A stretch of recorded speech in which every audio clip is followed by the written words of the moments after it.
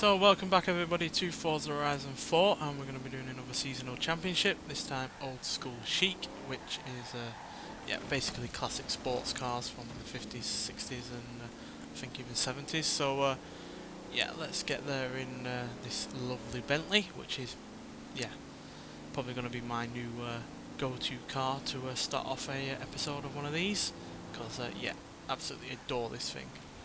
It's literally one of my favourite cars on this game by a long shot. Let's see what we're going to be driving. Hopefully I'll choose cars that I've not chosen before. I can never remember, to be honest. Not much really. Have fun.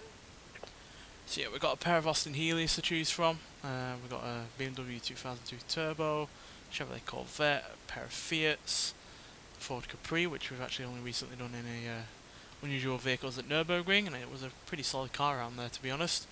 A Lotus Elan Sprint, a pair of MGs, 3 Nissans, relatively similar, to be honest. So as you can see, in terms of power, they're pretty much the same. Then we've got a Tiger Sunbeam, or Sunbeam Tiger even, which is again one of my favourite sports cars. Toyota 2000 GT, another favourite of mine, and then 3 Triumph. So I think we'll go for something not sure if I've used before. I think we'll go for I was thinking an Austin, but then that doesn't seem too quick. We'll go for an MGB GT, I think. No, that's upgraded actually, we won't do that. We'll go for a Triumph PI, TR6 PI. Now that MG is upgraded because I put the Land Rover V8 in it, which was technically put into that car at some point, but not in that version and not in that year either. It wasn't put in until the 70s. So not going to actually do that, because I do prefer to try out standard cars and see what they can do, and I'm going to stick to that. The way I'm thinking of a new series to do on this channel, basically like resto modding cars. Not to a point where they're ludicrously powerful like on the Extreme Off-Road Silly Build series or on How Fast Will It Go, but to a point where you rectify as many of their faults as possible, while also staying true to the car as it was in its standard form. So hit me up if you think that sounds like a good idea. And basically we'd take the car out standard on a circuit for 3 laps, and then we'd take the resto mod version out for the same 3 laps and see what the difference is, if it's any better or any worse. And I would show you me upgrading the car and the like, so it's just something a bit more different than I was thinking of. So if you like the sound of that, then comment below and I'll get on with trying it. Yeah, this car's not the best up hills, especially when we're in a lower gear or a higher gear.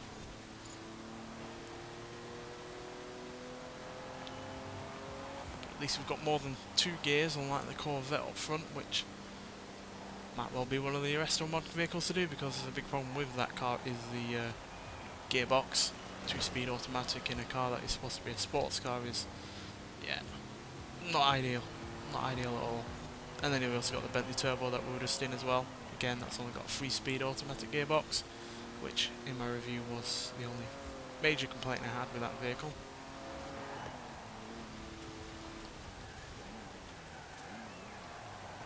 Seems to be struggling to keep up. Oh dear, British Leyland is not coming through with this car. Oh, it's my driving, one or the other.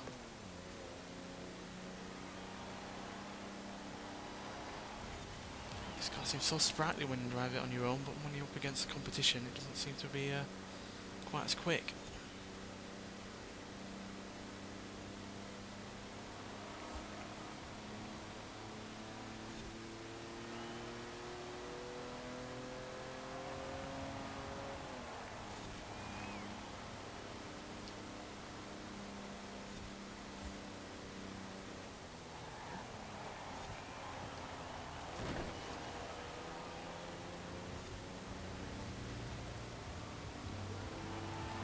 And even the Corvette's getting an overtaking.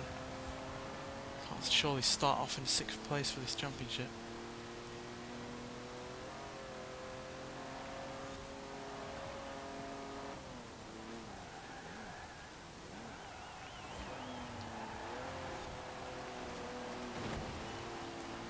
This car does not have the best handling, which isn't something that's apparent when you know you're driving it around on your own because you're not really racing it. Which is one reason to try out different vehicles. And you find out even more of their faults when you come up against racing. Well, at least we're in the top 5. Come on, at least get a podium.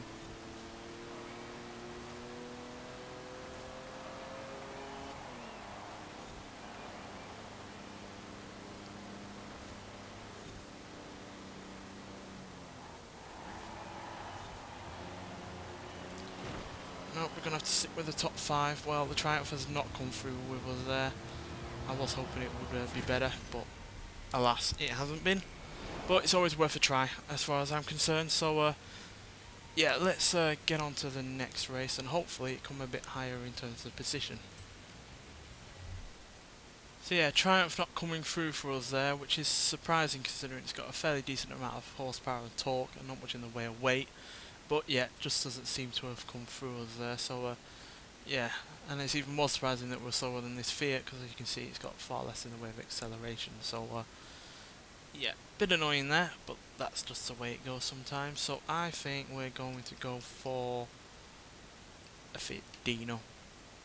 I'm not sure if I've used it before or not, but the handling and the braking is fairly decent. Certainly no worse than the Triumph, but it's got better acceleration and even more in the way of power, even though it does also weigh more. But yeah, hopefully this will come through. It's got a same sized engine, because this is a V6 and the Triumph had a inline 6, so there's no real difference in terms of cylinders. But yeah, more power, slightly less in the way of torque, but more power, but also more weight. But who knows?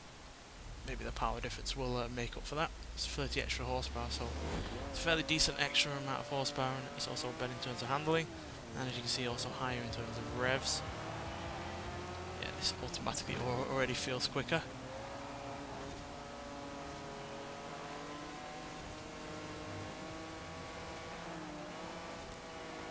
This is a perfect example of a car making good use of an engine.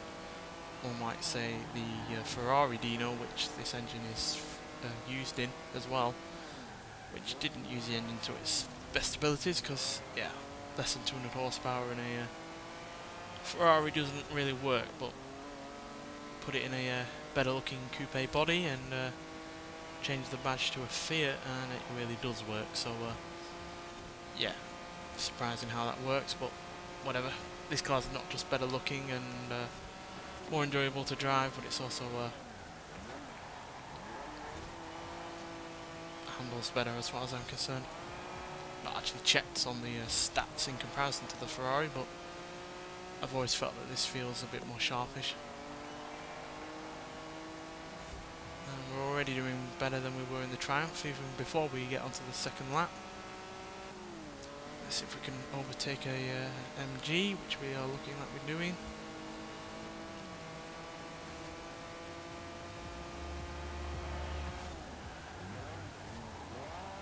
Now the Fiat, which is surprisingly quick for a car that doesn't have all that much in the way of horsepower.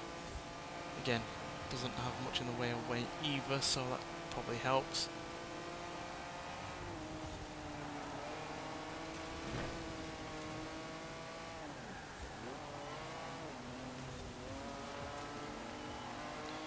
MG's better than us for the corners, it seems. Leave it for dead on any area of this circuit where we're gaining speed.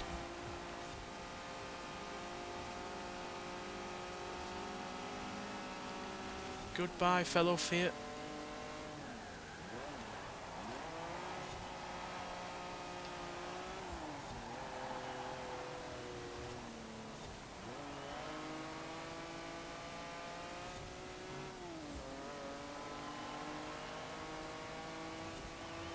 Ferrari V6 is more than a match for your little inline 4 engine. Pretty sure we're the most powerful. Well, the Sunbeam is actually more powerful than this, but in terms of your regular, ordinary kind of engine, not a massive V8, this is Yeah, the most powerful one out there, I think. I'm pretty sure the BMW 2002 Turbo doesn't have more than this.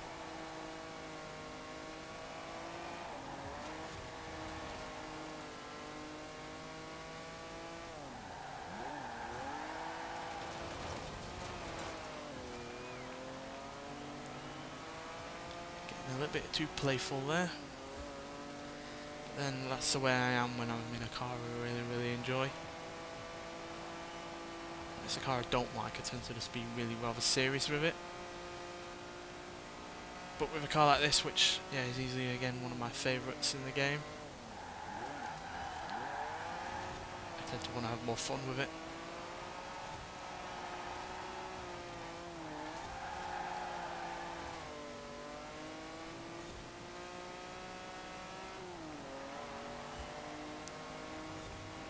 Plus, I have no idea why, but this seems to sound better in this car than it does in the Ferrari as well.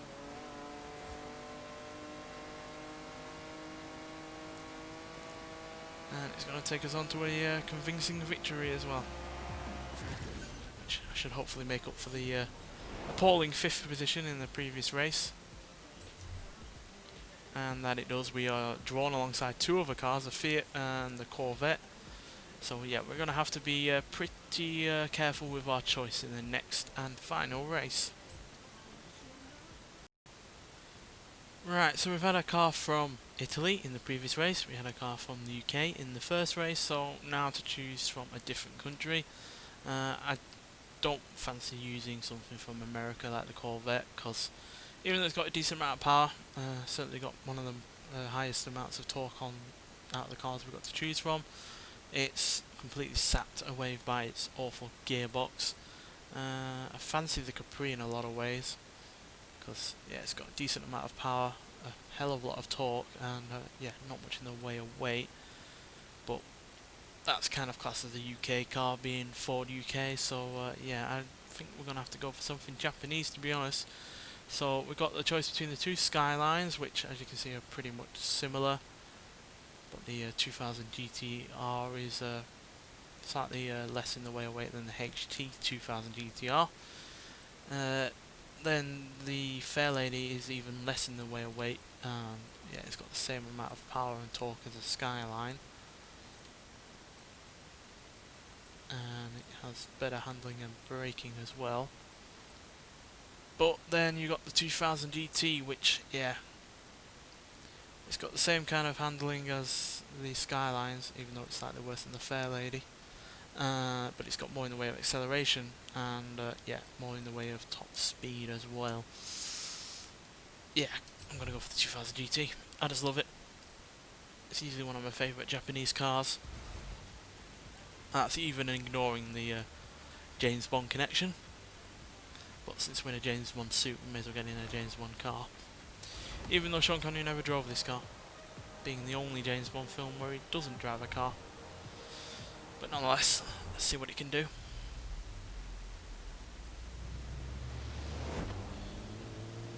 So yeah, we have less power than the Fiat, but I think we have less in the way of weight as well. And we've still got 6 cylinders on the go.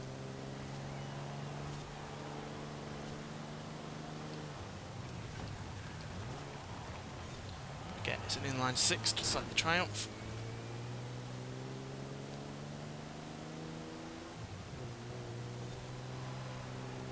It's a point-to-point race as well this time, not lapped like the previous two.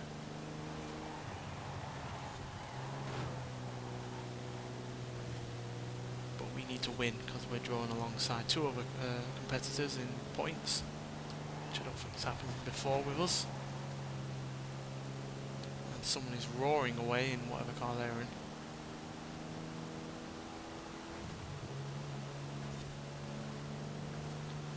And even though this is in the same kind of class as these other vehicles, it's not quite as much of a sports car as they are. This is more of a Grand Tourer, or you know, just a general cruising vehicle.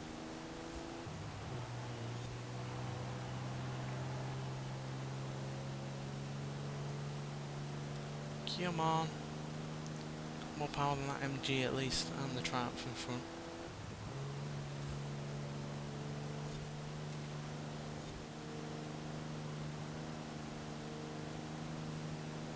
Gaining, gaining, come on.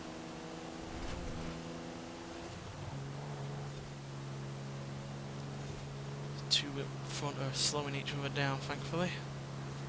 These two older Triumphs do not stand a chance. Now it's just between me and the fellow inline 6-engine Corvette.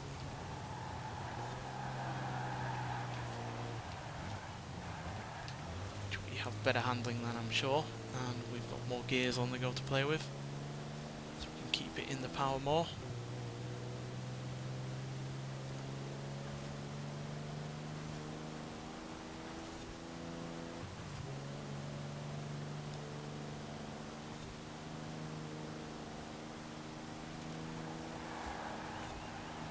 Yeah, definitely got better handling.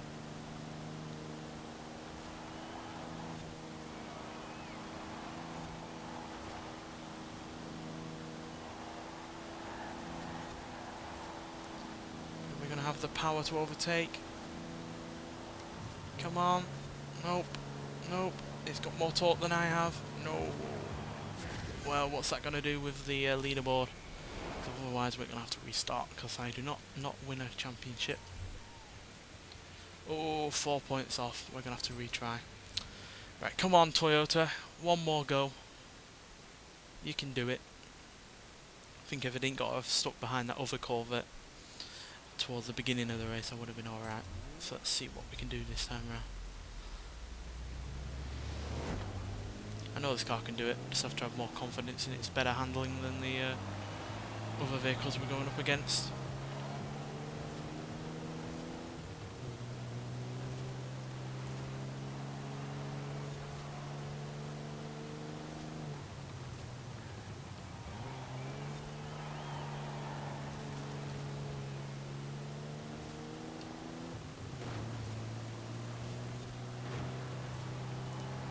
MG, get out of the way, or Triumph.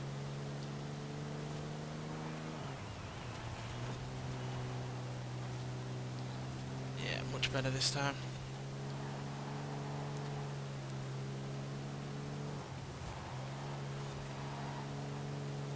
Flying through those corners, thankfully that Corvette got hung up on that MG. First place is still roaring away like they did last time. But it's not a Corvette this time around, so hopefully we'll have more power on the straights.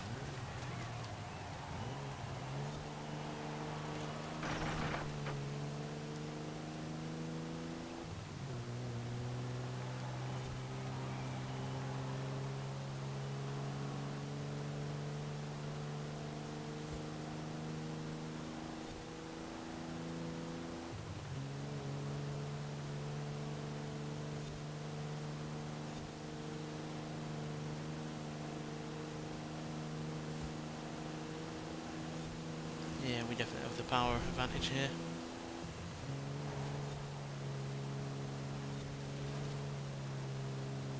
That's what comes with having a larger engine, even if you don't necessarily have a lot more in the way of horsepower or torque. Just having a larger engine does mean you're more likely to have the higher top speed. And even if you don't achieve that top speed, you're more likely to have the higher speed generally than other cars. Especially if your gearing is alright, but we've slightly lost control on out of that corner there. It's going to be another tight finish. British Leyland vehicles all over me. And yeah, I know British Leyland was at a certain time period, not necessarily with those cars, but that's eventually what they would become under.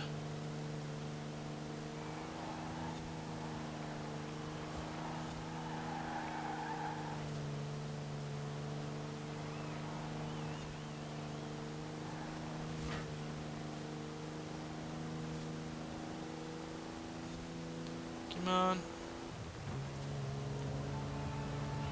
And there we go. Second time's the charm there. So yeah, do apologise for having to do it twice again, second time round, but I like to win a championship if I'm going to play through one. And there we go. Yeah, that's a pretty fun race and pretty fun championship overall, to be honest.